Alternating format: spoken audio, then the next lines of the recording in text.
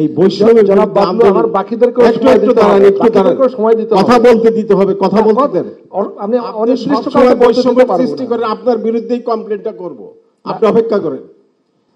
মাননীয় প্রধান উপদেষ্টা, আপনাকে বলতে চাই যে ডিসেম্বর থেকে জুন এটা লম্বা সময়।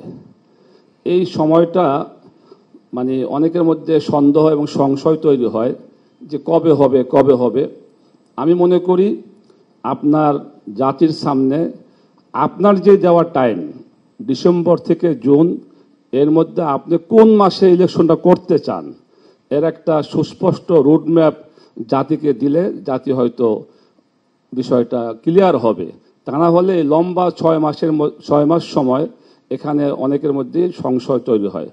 নির্বাচনটা বিরোধী দল বা এখানকার অধিকাংশ দল, প্রায় 54টা দল, আমি গতকাল পত্রিকায় দেখলাম যে তারা 30শে ডিসেম্বর 2025-এ বিতর্ক করতে চায়। আর আপনি বলেছেন 2026-এ জুন থেকে, ডিসেম্বর থেকে জুন। এই বিতর্কটা আপনি একমাত্র লোক যেটা এড়াতে পারেন।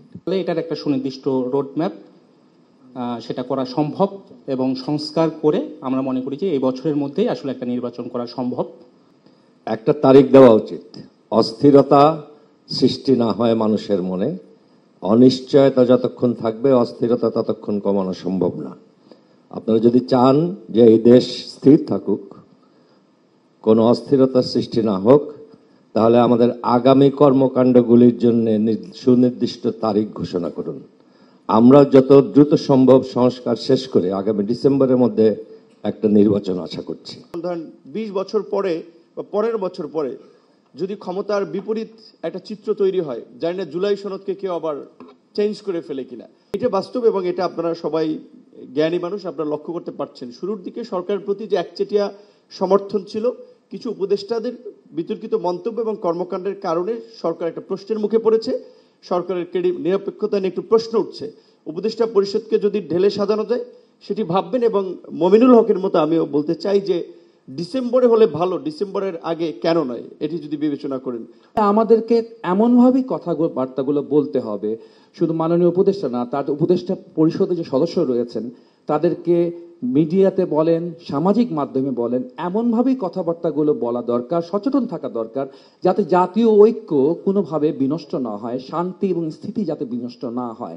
এর বাইরে গিয়েও নানান বিষয় রয়েছে, ভূ রাজনৈতিক বিষয় রয়েছে, বন্দরের বিষয় রয়েছে, করিডোরের বিষয় রয়েছে, যেগুলো শুধু বামপন্থী নয়। আজকে বামপন্থীরা এর বিরুদ্ধে বলছে না, কমিউনিস্টরা এর বিরুদ্ধে বলছে না।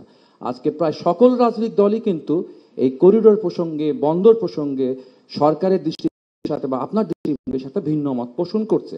ফলে বিতর্ক তৈরি হবে, সন্দেহ তৈরি হবে, অবিশ্বাস তৈরি হবে। এরকম কথা উদ্যোগ থেকে দূরে থাকা প্রয়োজন। বা সরকারের আমাদের কর্মকর্তাদের পক্ষ থেকে এমন কোনো বক্তব্য বিবৃতি দেওয়া উচিত না যাতে নিরপেক্ষতা নিয়ে প্রশ্ন হয়, একটা বিভাজন তৈরি হয়। যে ঐক্যবদ্ধতা আমাদের মধ্যে তৈরি হয়েছে গণ অভ্যুত্থানের মধ্যে দিয়ে, সেই ঐক্যবদ্ধতা বজায় রেখে আগামী দিনে আমাদের একটা যে সুষ্ঠু, গ্রহণযোগ্য, অবাধ, অংশগ্রহণমূলক নির্বাচনের জন্য যে পরিবেশ, সেই পরিবেশটা তৈরি করা, নির্বাচনের একটা সুনির্দিষ্ট তারিখ ঘোষণা করা, করিডোরের বন্দর কথা বলছে, এইগুলো আমাদের মনে হয় যে অন্তর্বর্তীকালীন সরকারের দায়িত্বের মধ্যে পড়ে না। সেই বিষয়গুলো নিয়ে আলোচনার কোনো বিষয় নেই। এগুলো নিয়ে আলোচনা করলে বিতর্ক বাড়বে, বিভাজন বাড়বে। কাজে সেই বিষয়গুলো থেকে দূরে থাকা দরকার।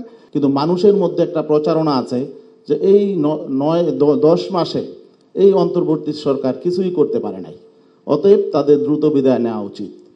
আমার মনে হয় যে এই বিষয়গুলো পাবলিকলি আরো ক্লিয়ার করা উচিত। একটা বিষয় আমি বলতে চাই, নির্বাচন নিয়ে অনেকের মধ্যে সংশয় আছে, উদ্বেগ আছে, এটা যাতে না থাকে এই বিষয়েও আমার মনে হয় একটা পরিষ্কার বার্তা আসা উচিত। কিন্তু এখন অন্তর্বর্তীকালীন সরকারের উচিত রাজনৈতিক দলগুলোর উদ্বেগ কেটে যাক, জনগণের মধ্যে যাতে একটা স্বস্তির পরিবেশ তৈরি হয়। আর উপদেষ্টা পরিষদ নিয়ে বিভিন্ন কথাবার্তা আছে, আমরা যে কারণে কথাবার্তা আছে, বিভিন্ন দুর্নীতি প্রসঙ্গ আসছে, এগুলো আমার মনে হয় ক্লিয়ার করা উচিত।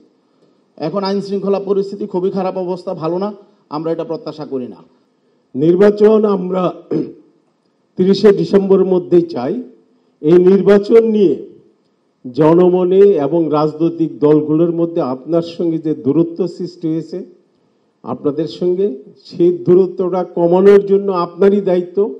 রাজনৈতিক দলগুলোর সঙ্গে সলা পরামর্শ করে আপনি একটি সুনির্দিষ্ট ডেট দেন, সেই ডেট মোতাবেক একটি সুষ্ঠু নির্বাচন কমিশন তার দায়িত্ব পালন করবে। এইটাই জাতির কাছে ধন্যবাদ।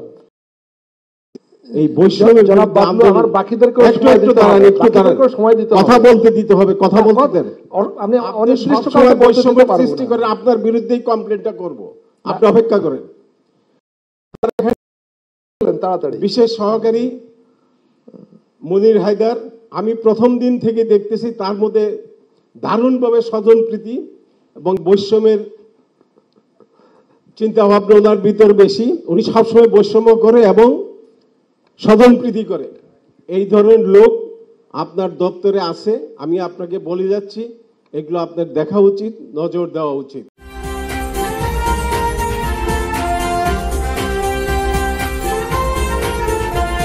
News vision digital multimedia.